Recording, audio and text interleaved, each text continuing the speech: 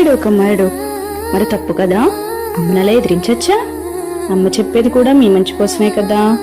అమ్మ నాన్న దైవంతో సమానం. మరి వెళ్ళండి, వెళ్ళి అమ్మకి సారీ చెప్పండి. సారీ అమ్మా. అయినా ఫోన్లు ఎందుకురా, చక్కగా మన పొలాల దగ్గరికి గోదావరి దగ్గరికి వెళ్ళి ఆడుకుందాం పదండి.